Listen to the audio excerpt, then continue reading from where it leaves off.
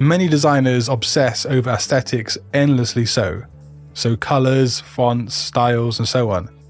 And sure, the visual language is of course important, but professional designers think in perception gaps instead. It's the gap between what you intend and what the audience actually understands.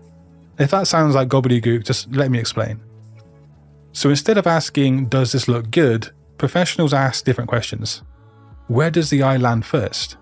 What gets noticed second? And what gets missed completely? And for layout design, you can test this by showing a layout for a few seconds and asking someone to describe what they remember in order. Not the details, but the sequence. And if they start with the wrong thing, then probably the hierarchy has failed. And if they miss the call to action, the design didn't guide them in the way you wanted it to. And this is what perception gaps really are. The space between what you meant to communicate with the design and then what the actual viewer saw or got from the design. That's the difference. Aesthetics are subjective, but confusion isn't subjective. And if you need to explain a design, then that design probably has failed its job in some way. Another thing that changes as you get better is you stop thinking about what the design says and you start thinking about the psychological or emotional state the person is in when they come to see it. Because that consideration completely changes how it should feel the other end. So just picture someone scrolling a charity website. It's not the same mindset as someone casually flicking through a fashion magazine. One might be a bit cautious, maybe looking for trust, maybe slightly open emotionally. The other one is just a bit relaxed, they're just browsing, not thinking too deeply. And so if your design doesn't match the starting point they have emotionally, something is going to feel off straight away for them. So instead of just focusing on the message, you're kind of tuning the design to meet the person where they already are. And so consider a marketing advert built into a fashion magazine.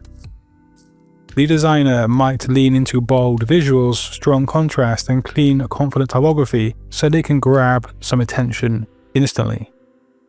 And it's less about explaining and more about creating a feeling, something aspirational that makes the viewer pause, even for a second. But just remember, whenever you're starting a design or working on a design, think about the person you're designing for. How are they feeling before they get to your design?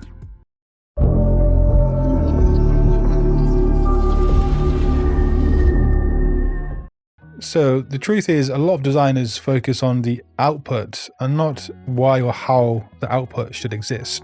They don't actually consider how it's communicated the other end. And I myself did this for a few years at the start of my career, and when I changed that, a lot of things changed too. The difference is usually the experience around the work, how a portfolio is viewed or how a file opens, how a presentation feels in the first few seconds. Those things communicate professionalism before the design even gets a chance to speak. And you can take the same project and send it as a random PDF with no context, or you can walk someone through it with a clear structure and intention. You can open up a file that is a complete mess, or one where everything is organized, named, and just obvious. The work hasn't really changed, but the perception has. And perception creates value. Clients don't just pay for how something looks in the end result. They're also paying for how confident, how clear, and how easy the whole experience feels. Consider someone scrolling on their phone at night, half tired, brightness turned down. That's who you're designing for. Not someone zooming into your dribble shot and actually analyzing your kerning at the micropixel level. When you consider that you are designing visual communication for people who do not have a background in design, engagement goes up immediately and you make a better choice in general. This one is painfully simple, yes, which is why most people kind of ignore it, but it can work wonders to your workflow and final design outcomes. Next is predictive empathy. Designing not for what the viewer feels right now, but for what they will feel in a few seconds from now and into their day. It is emotional foresight, and this is one of the biggest skill sets or mindsets a designer can have moving in 2026, and it's something AI cannot touch at this point. Let's use a poster as the example here. So the original version is loud, the headline literally shouts. The imagery is dramatic, the colors are intense. It's the equivalent of someone grabbing your arm and saying, "Hey, look at me right now." It assumes the viewer is already convinced, already interested, already emotionally aligned. But the truth is, most people aren't. Now, if we remake the same poster using predictive empathy, things do have a different feel to it. You soften the tone of the headline while keeping its impact.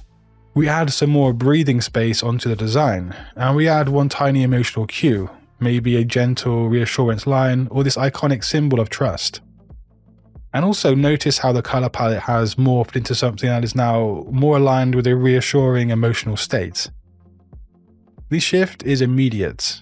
The viewer feels understood rather than pressured on the second design. And so, as we spoke about earlier, every design choice should have a reason, but make sure one of those reasons is what emotions you want the viewer to walk away with. And just quickly, an interesting take on that first design. It could be seen that the emotional cues of angry bright colors and loud typography might be the chaos, and then the model is actually finding her peace within that chaos. But the point remains the same. Consider what you want or need the audience to feel after they leave your design. With your marketing mindset, you can literally make concepts and designs that are so immensely powerful, even designs that have no place in a marketing kind of niche or industry sector. And that's because graphic design is visual communication, and communication is a lot more effective when you understand emotion. Now let's talk about memory encoding. That is how to make a design stick in someone's mind long after they've scrolled past it. This is one of the biggest psychological gaps between high-level and low-level designers, and it's more important today and next year than ever before. AI can produce flawless visuals all day long, every single day. But as soon as you close your eyes and you blink, it's kind of evaporated from your memory. Now look at a human-designed poster like this high-fidelity example. It takes a human brain to come up with such a strong concept, one that is visually in line with the design's direction. The designer could have simply scattered the vinyl records randomly, or even arranged them in a kind of standard grid layout, but instead they form a heart. 2 LPs and 1 album sleeve suddenly transformed into a metaphor. Music becomes emotion, records become romance, and this single conceptual twist actually lodges itself into memory because your brain recognizes the intention and the meaning. Or take this second poster, the empty clothes arranged in a chair. No person, no face, just a body-shaped absence. It instantly triggers a psychological reaction within the audience. It plays into the theme of depersonalization with imagery that feels eerie, clever, and impossible to forget. Your brain makes a pause. It tries to understand the story here, and that pause is the memory being formed. And this is a prime example of memory encoding, the art of giving the viewer something to resolve, something slightly off balance, something that whispers a question instead of handing out an answer. They're too safe, they're too clean, and they're too, well, unoriginal, basically. So an astute logo designer realizes that brands live in captions, in landing pages, push notifications, and tweets. If you design the logo before you understand how the brand speaks, then you're designing almost blind. So instead of starting with raw geometry and shapes, for example, I might write down 5 words the brand would never ever say. That immediately sets boundaries and puts their brand identity into a clearer view for me. Then maybe I'll write down 5 words a brand would overuse online, and that starts revealing the tone of the brand. Is it sharp and direct? Is it playful? Is it technical? And then I write 1 sentence the brand would tweet to the audience. If the brand had to introduce itself in 140 characters, what would it actually sound like? What would it say to the world?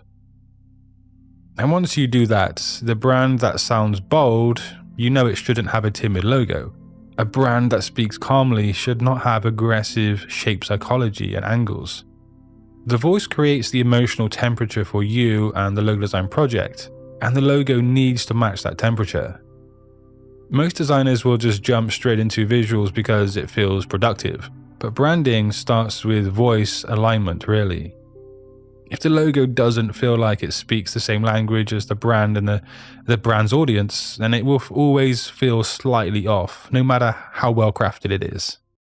If you haven't got your fill of graphic design content with this video, just click another one on screen. But until next time guys, design your future today. Peace.